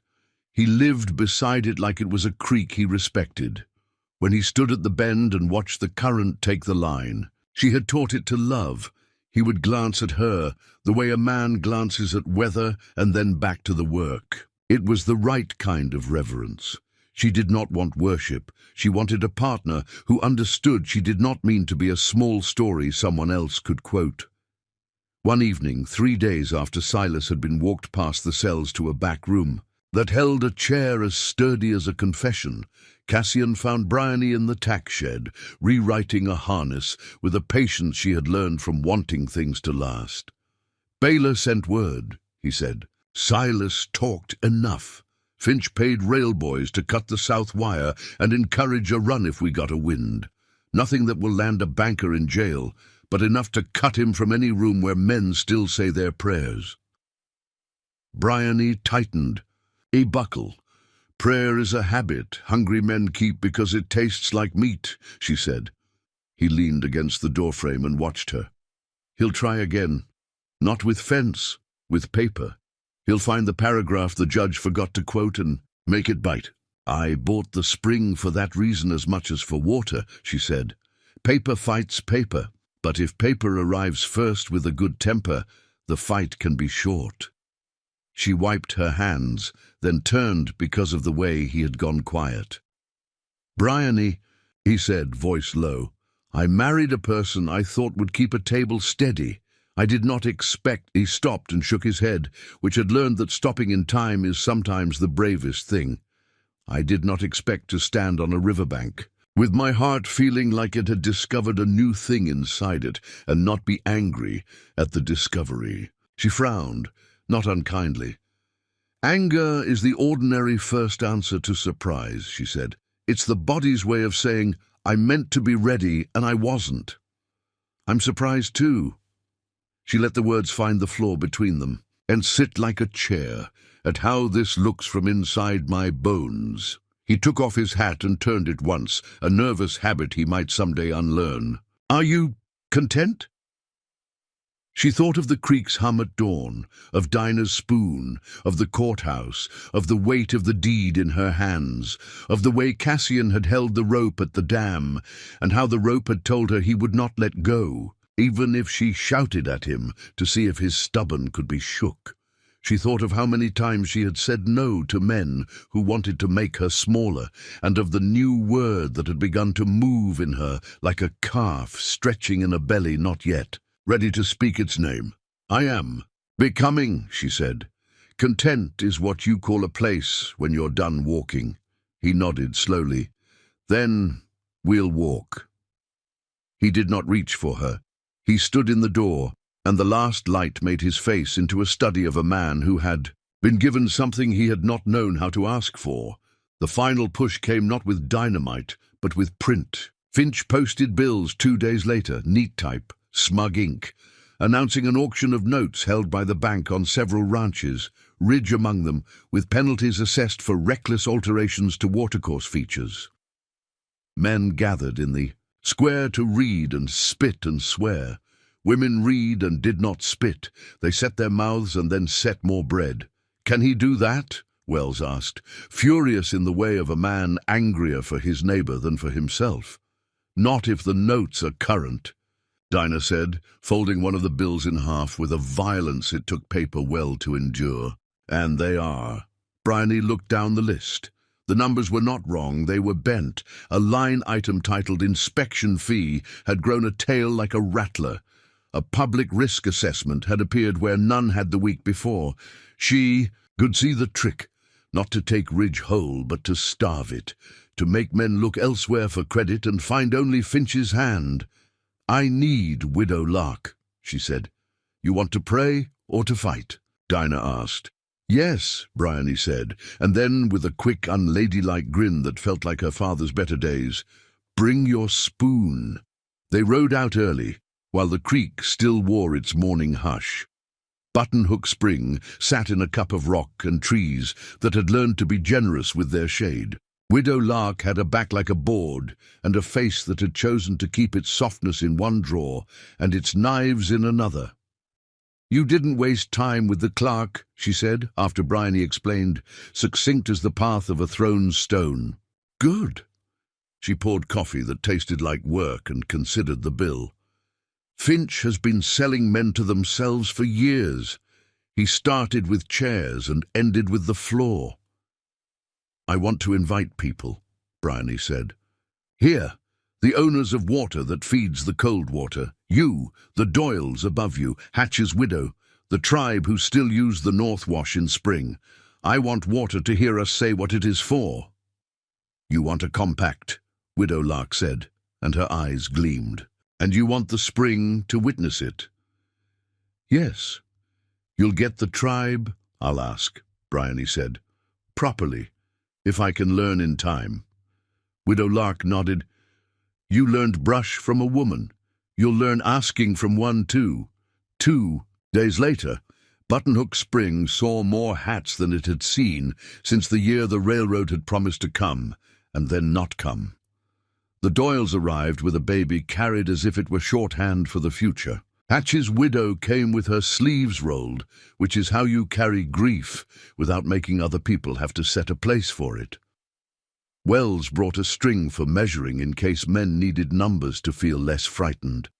Sheriff Baylor stood with his thumbs in his belt and said nothing until saying something would help. The tribal delegation came mid-morning, 3 elders and a young woman with a notebook she used as if she were writing to someone who would be born later. Bryony stood and unclasped her hands and bowed, not like a play she'd practiced, but like a body trying to find the shape of a respectful yes. She spoke what she had been taught overnight, careful as a new knot. "This water was yours before it was ours," she said. "We do not call a meeting without asking it to your ears first. Will you sit with us and tell us what you remember?" An elder with hair like snow after a wind nodded. "We will sit, you will listen. Then we will listen. If the water approves, we will know." They sat. They listened. The elders spoke of seasons, when the creek had walked a different line, of how beaver had once done what brush lattices now tried to do, of the year the spring had gone bitter because men had poisoned coyotes, and poison listens to no boundary, but the one the land draws around a wound. Bryony let the words run through her until they set like fence posts. Then she spoke of brush and dams and calves and bank paper with numbers that made a mockery of honesty, of men cut out of their herds not by drought but by greed disguised in a tie. When the listening went full circle, Widow Lark stood.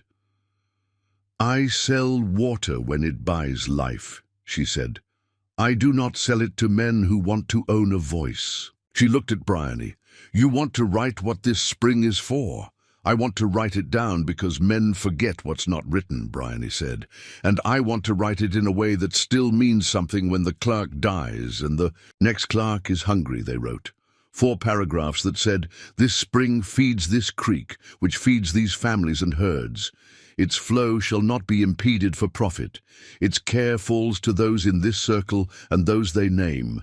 Disputes shall be brought first to the circle and only after to the court. The tribe shall be asked first, and asked with the respect owed to the first memory." They signed. Widow Lark's name settled on the page like a hawk. The elders drew marks that had the grace of things older than type. Bryony printed her name, and then, below it, a second Bryony Teller Ridge. Cassian took the pen and wrote Cassian Ridge in a hand that had learned steadiness the hard way. He looked up at her as he lifted it, as if asking a question he already knew the answer to. She answered with the smallest nod. The rope between them hummed. The young woman with the notebook said, "We will keep a copy with our elders. The paper is for men. The story is for the water. We will tell it to the spring." "Thank you," Bryony said. "We'll tell it to our children." She surprised herself, saying children in a mouth that had not yet made that shape. Cassian heard it. He did not look away. They walked back to town with paper that felt heavier than its weight. Finch read it and smiled with the patience of someone who has decided he is a season rather than a man. "Compacts are fine for Sunday," he said. "Monday is for banks. Court is for Tuesday," Sheriff Baylor said, "and I think Tuesday is going to find you short a few friends." He lifted a second paper. "Rail Company's foreman wrote me this morning.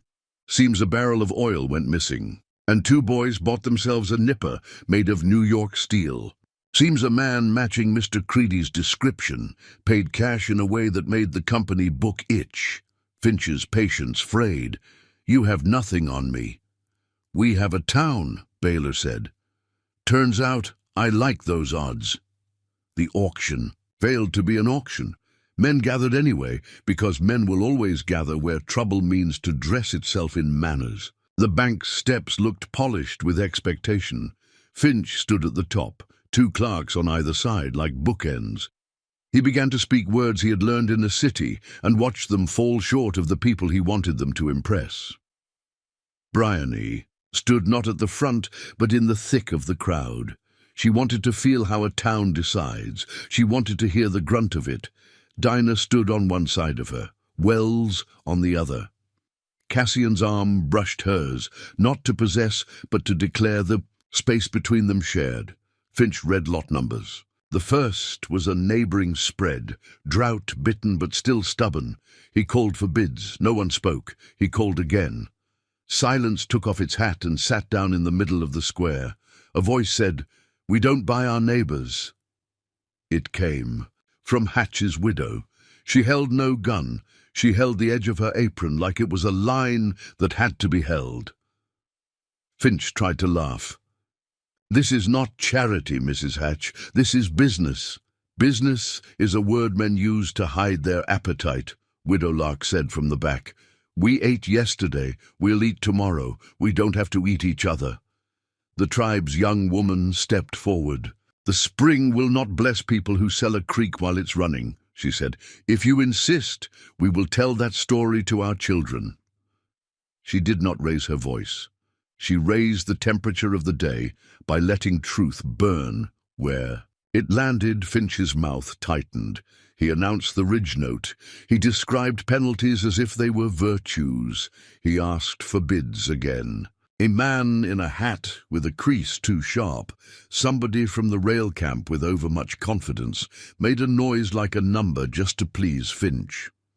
Sheriff Baylor tipped his head, and the man found that his shoes had a stronger opinion about staying, but than his mouth had about pleasing bankers. Cassian inhaled to speak. Bryony touched his sleeve and felt his body relax into the choice she was offering, to let the town own the moment.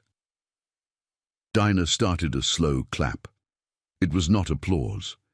It was the sound neighbors make when they begin to count themselves aloud. A ranch, and called, "We'll settle our notes at our bank when our bank remembers it is ours." Finch called the next lot. Silence examined him like a horse trader examining teeth. He folded the paper finally, not because the auction was over, but because it had never begun. "You'll regret this," he said to no one and everyone. A town does not run on sentiment. A town runs on water," Wells said, "and memory."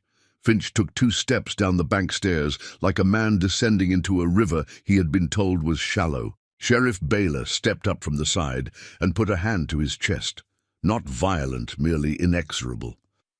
"Mr. Finch, you'll come to the jail for a little while. The judge has some questions about the smell of oil at the dam, the timing of your bills, and the way a certain foreman's tongue keeps forgetting who paid it." Finch smiled, broader than was safe for a man without a hat. "Sheriff," he said, "this is harassment." "This is Tuesday," Baylor said. They walked him across the square through a hush that was not fear. It was relief wearing its Sunday. Shoes. Bryony watched the faces. Men felt taller. Women looked like they had set something down and did not plan to pick it up again. Children stared with the blunt curiosity that keeps a town honest long after its elders have got used to lying to themselves. When it was over, when the square forgot how to be a body and became streets again, Cassian turned to Bryony. "You changed the day," he said. "We changed it," she said, and meant Wells and Dinah and Hatch's widow, and the elders and sheriff. Baylor and the clerk who had chosen to sand the ink on her deed, slower than necessary, so the moment could learn to stand. Cassian nodded. "Come look at the bend." They rode. The creek sang the song it had been practicing, since men learned to call maps by names. The lattice had taken on a shape that would hold even when winter tried to make a joke of it. Cottonwoods leaned, gracious, as old ladies who'd decided to forgive their sons. Cattle moved across the far pasture, with the lazy authority of animals in no hurry to be anyone's metaphor. "You know," Cassian said, watching the water, "the newspapers called you a homely spinster in my head before I met you." His voice made light of the phrase so it wouldn't bite. "I wrote to a shadow because it was the safest way to talk to a person." "I let you," Bryony said, watching the same water. "Because shadows keep your skin from burning before. You know the sun." She took a breath. "I don't want to be a shadow here." He turned toward her fully for the first time in a week, as if he'd been moving around her, careful as a man approaches a skittish colt. "Then don't," he said simply. "Take the hat off when you want. Put it on when you want. I'll take the shape you make and stand near it." She untied the ribbon and set the bonnet in the crook of her saddle. The wind took a little of her hair and then gave it back. Cassian looked like a man who has been shocked and has decided to be grateful rather than angry about it. He smiled, not the quick, narrow thing the depot had first met, but a shape that had room for tomorrow in it. "Bryony," he said. The rope between them thrummed. She lifted her chin. "Cassian." "Stay," he said. He had not learned to say please with ease. Boys raised by debt and drought have trouble with adverbs, but the word held it anyway. "I bought a spring," she said. "Seems foolish to leave it." He laughed. The water approved. Spring turned to the next thing the sky invents out here. Men rode with coats in the morning and sleeves after noon. The herd fattened. The bank learned a new trainer, a clerk with a backbone, and a wife who baked for rebels. Finch reopened his office after a week of considering his options, and found his options had begun to consider him untrustworthy. Silas went to trial. on charges that did not call for hanging and did call for a length of time considering his choices in a place with fewer doors. On a morning washed clean by a night storm that had kept its thunder to private thoughts, Bryony stood at button-hook, spring with a length of cloth in her hands. Widow Lark sat on a rock like a queen whose throne had been carved by a hand that loved her. The elders had come again, and the young woman with the notebook now had two, because a story that mattered had learned to take up a little more room.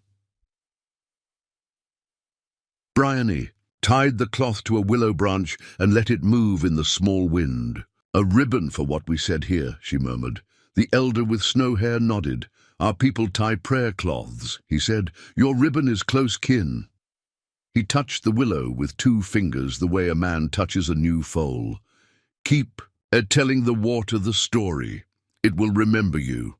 "I will," Bryony said. She laid a hand on her own belly and felt nothing but the usual mysteries and was surprised to find tears in her eyes anyway. Not for a child, though the idea had begun to circle the house with soft feet, but for herself. For the girl who had left Kansas with a knife and a ledger skill and a certainty she would never get to speak in a room louder than men. For the woman who now did.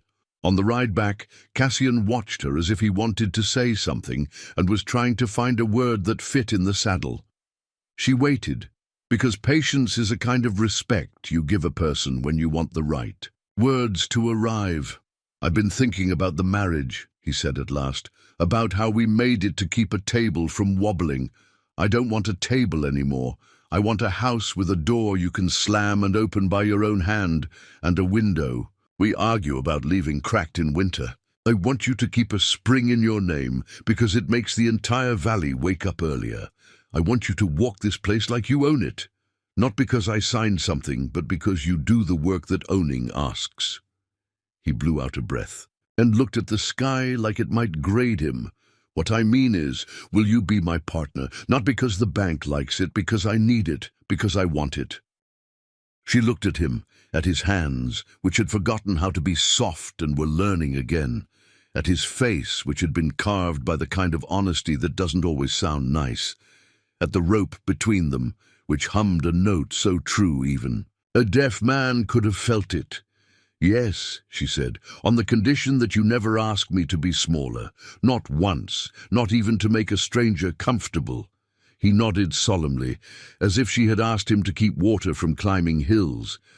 "I swear it."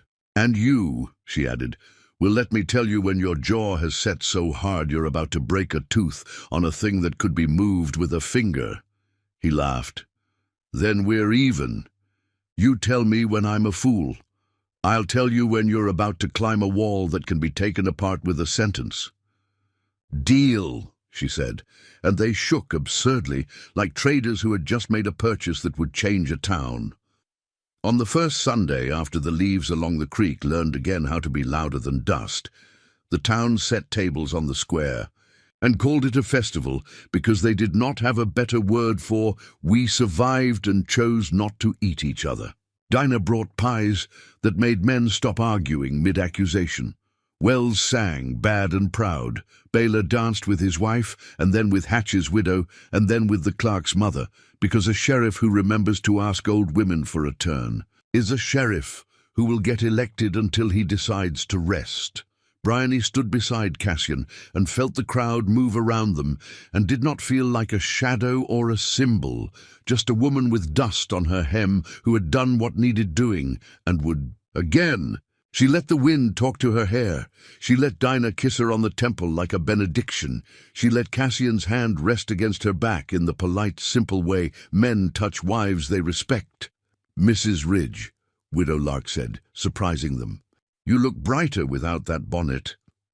"I feel taller," Bryony admitted. Widow Lark's mouth did something that might have been a smile in another century. "Men will learn to duck."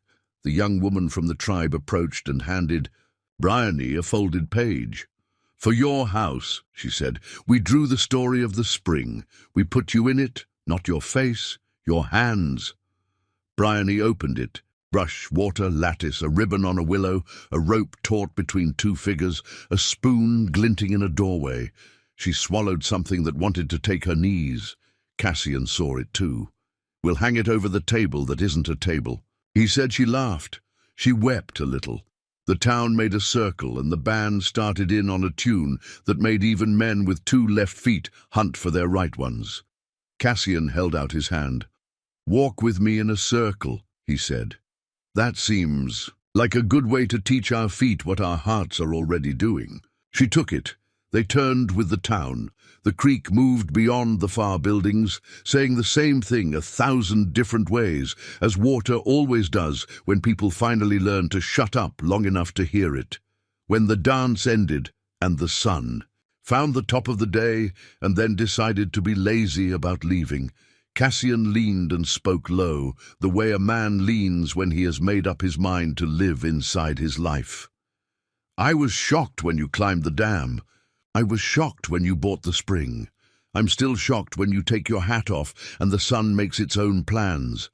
But the biggest shock is how easy it is to love a person who refuses to be anything but herself." Bryony looked at the town, at the ribbon on the courthouse door, where someone had left it to make a joke the building might not understand, at the people who had chosen to be better than paper, at the water she could not see but could always hear. "I'll try to keep you surprised," she said. "Please," he replied, smiling, eyes tired and brand new at once. "It keeps the cattle honest." They went home as the light did. The porch had the look of a place waiting for the sound of boots it had come to recognize. Dinah had left 2 cups and a note that said, "Silas sentenced, Finch fined, pie remains." The coffee was cold and wonderful. The pie was apple, and the kind that makes men make vows. Bryony set the drawing from the tribe on the mantel and smoothed it once with bandaged hands that had become scars that would become stories. She felt Cassian come up behind her and stop, respectful of the little altar the moment had made. "Tomorrow," she said, "we mend the north fence, where the night wind makes poets of posts. We need to move the salt. The calves will think up mischief."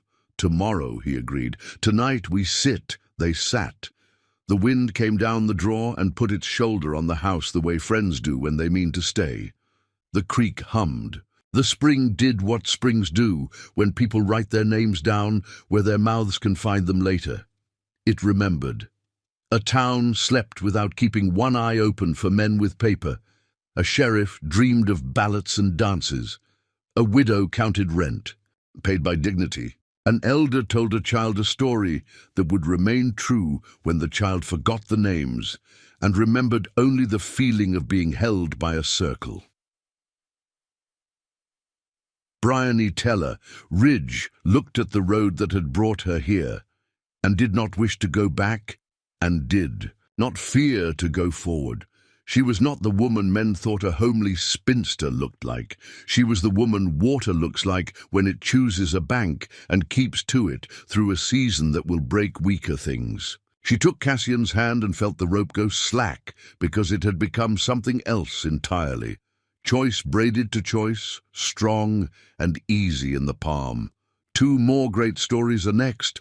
Don't miss them. Subscribe and turn on notifications.